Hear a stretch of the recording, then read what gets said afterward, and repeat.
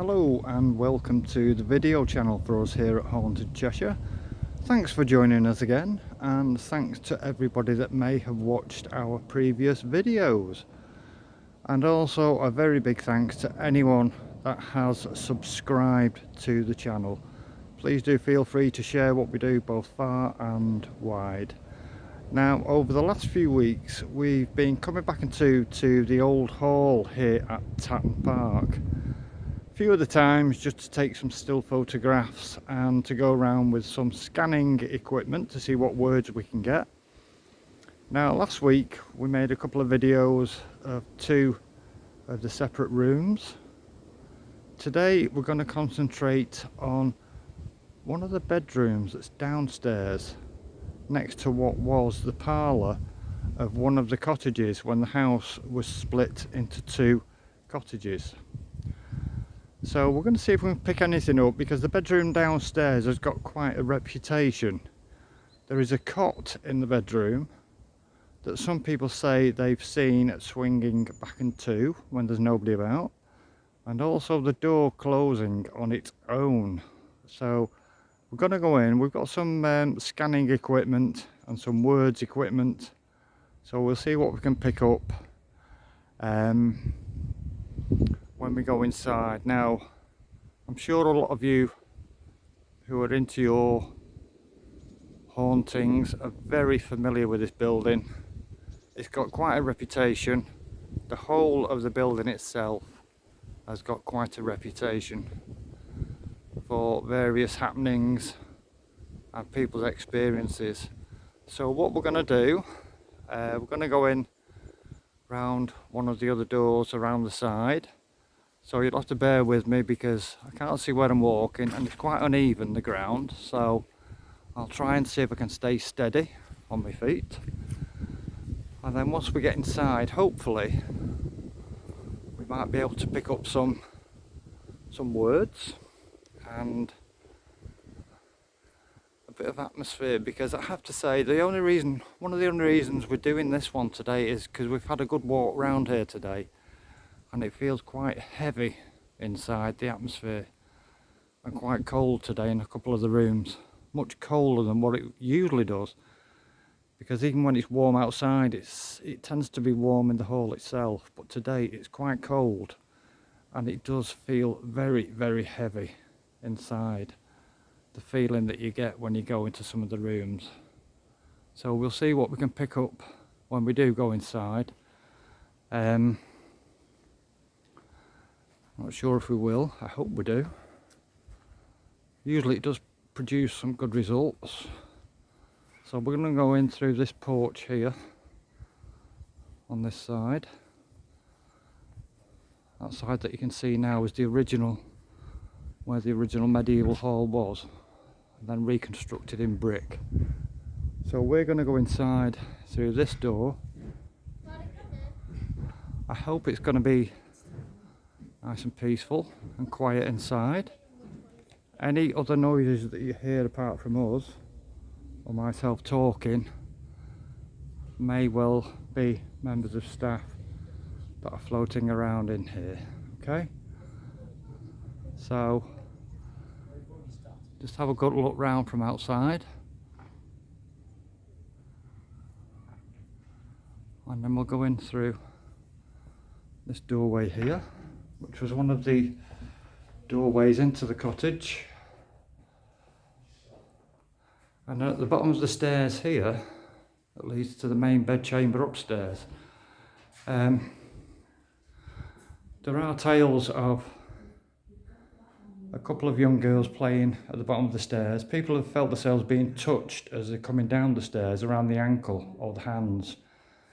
And there are reports of somebody actually seeing two young girls dressed in late Victorian, early Edwardian clothing. So we don't know how true that is, but there is quite a few tales about this particular corridor and the staircase. Now what we're going to do now is go through into the parlour when the actual house was split into two cottages. We're going to mention the name Gathercole again. Because when we went into the Great Hall earlier on, it's got quite a heavy feel to it, and in certain spots we actually smelt alcohol, like you was walking into an old fashioned pub in certain spots. Now, it's well known that Tom Gathercole used to really hit the alcohol himself, and a lot of people have mentioned the fact that they can smell beer, stale beer. It did actually smell quite bad when we were in there in certain spots. But now we're in the parlour of one half of the hall. You can see the bedroom through there. Many a time in here, especially at the table, it's always quite active around this table, as though somebody sat there every time you come in, particularly on this chair. It always gives off quite a high signal of both static and magnetism around that. It always has done when we come in here. So whether there's a presence in this parlour, I don't know. Some members of staff have heard when they've been in other parts of the hall, you can see the pokers and the fireplace equipment there, as though they've been kicked over, and when they come down to have a look, it's actually been on the floor, even though there's nobody else about. So it could be quite productive, this room, on occasions. May not look it, but it's got quite a feel to it. Very different feel. And the hall itself today has got quite a different feel to it. It feels quite heavy today. As though you're being pushed or under some kind of pressure in some of the rooms. As though there's a very heavy atmosphere. So what we'll do, we'll go and have a look through in the bedroom to see if we can pick up any static, because we'll do a static sweep in there and also have the voice equipment monitoring anything that might activate it. I hope we do, but you can't always guarantee results with this. Sometimes you can come in here and it's just the words that you get just really do tie in with the building itself and the people that lived here. Just before we go in the bedroom, we'll just have a quick look down this corridor, which is where people would have kept the game and a lot of the food, because don't forget they didn't have fridges many years ago, so this was the coldest part of the house. A few years ago there was a claim that somebody was, when they were filming here at night, they were throwing a spoon down this corridor and somebody was throwing it back at them, but they never actually proved that that was the case. So let's go through into this bedroom now. One of the things in here that I always sort of pinpoint is mirrors. There's 2 mirrors in here. Now mirrors, when you look into them, you're actually looking into another dimension behind you, because even though you can see what's behind you, you're not actually there. And those that understand the importance of mirrors and their meaning in anything spiritual will know what I'm trying to say with that one. A lot of people call them portals into another dimension. So you can see all the type of furniture that would have been in here at the time. We're looking at the turn of the late Victorian period into the early Edwardian, the early 1900s. And the mirror there, in fact, in that image that I've got now, it's actually reflected in the other mirror that you can see on the other wall. That's a perfect shot, that, actually. Two mirrors, one reflecting from one to the other. So let's have a look down here. This is the cot that people have claimed they've seen rocking back and to or moving by itself. And the sweep that we've got going, I don't think anything's showing up word-wise just yet. We'll just see if it produces any results.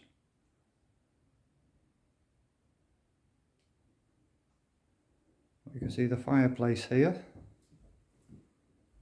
There's a lot of claims. What was that word?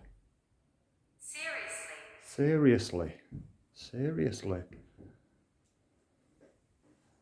There's a lot of claims that this particular bedroom is supposed to be one of the most haunted in Cheshire. I don't know how true that is.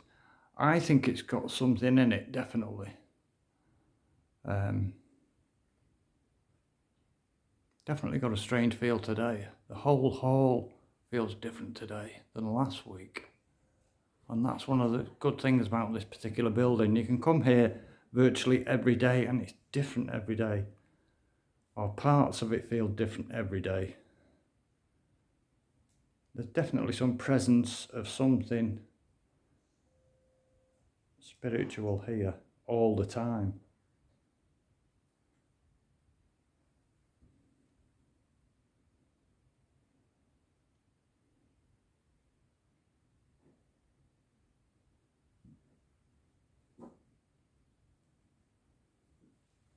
Typical of what a bedroom would have been like in a gamekeeper's cottage at the turn of the 1900s.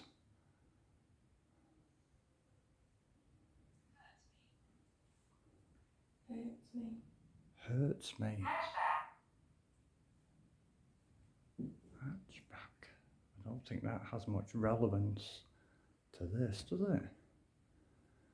Now you can see the pieces of furniture that would have been typical at the time. The jug and the bowl for having a wash in the morning or last thing at night. Cleaning your teeth, having a shave, everything. No sink or bathroom. Everything came from the pump well outside. Provokes. What provokes? Are we provoking you by being here? There's 3 of us in here, actually.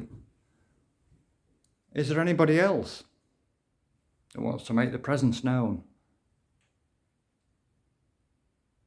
There's 3 of us. Is there anyone else? Is there a 4th? Right there. Right there. Right where?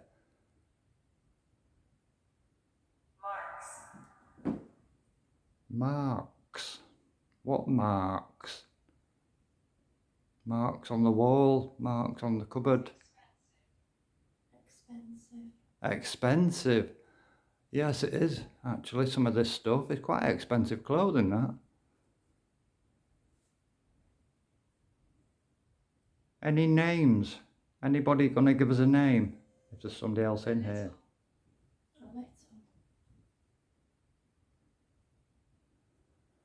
There's 3 of us in here. Is there a 4th? Anybody want to give us a name? Anybody else present? Liquid.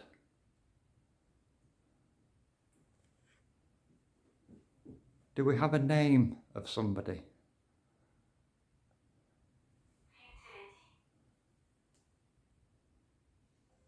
Futility. No. No.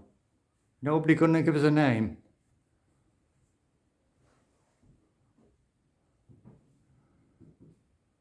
Three of us in here. Anybody else? Chris. Chris. Chris who? Who's Chris? Who's Chris?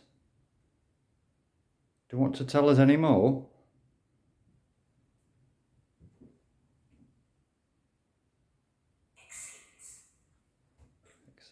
Who's Chris? Is there a Tom? Throat. Tom. Throat. There's a bit of a connection with that, yeah. Tom Gathercole that lived here. Used to drink a lot. Pulled hair. Oh yes, and that as well. That's two things that connect with Tom Gathercole, who is said to walk around this hall. And only on ladies in particular, because apparently he didn't like women. And there's many stories of him pulling ladies' hair, and some of them have said they've had the feeling of somebody with the hand around their throat. Don't touch. Is there a Tom Gathercole here? Why did we get cutting? Why did we get throat and pulling hair? Because those are two of the things that's always been reported by members of staff and certain visitors as well. All lady ones.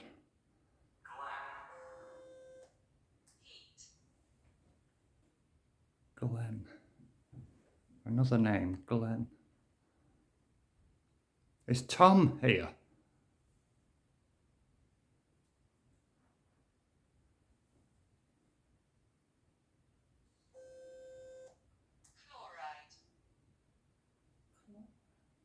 Chloride. Is Tom here, or is Anne Gathercole here?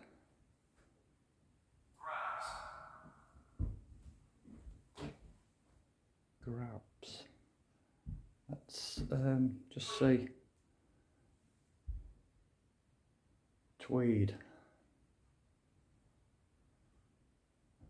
Let's just try and get a reflection.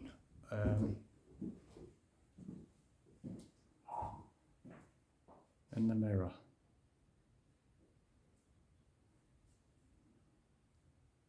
Is Tom here, or Anne?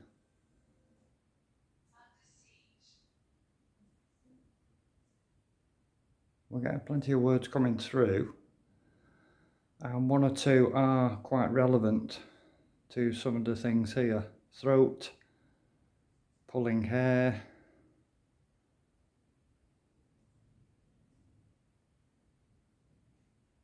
There's three of us here. Is there anybody else who wants to make the presence known?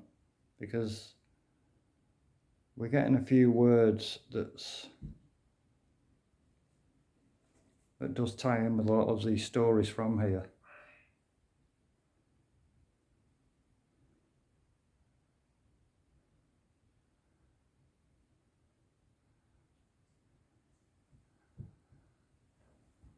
Seems to have gone all quiet now. Anybody else here, apart from the three of us?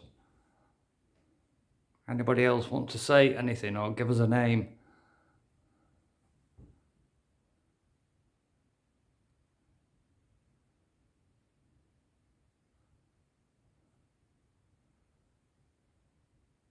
Gone very quiet now. It still has that heaviness about it though, heavy feeling today.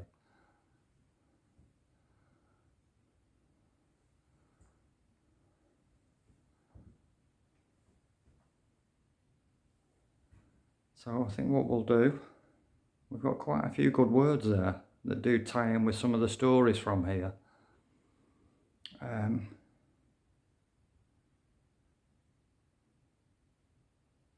we'll go and try one of the other rooms. So for anybody that's spiritually here with us, we're going to say thank you and goodbye and leave you here in peace and leave you behind, and say thanks to everybody for watching this current video, which has produced some good words that are relevant from this bedroom here in the old hall at Tatton Park, where we will definitely be returning.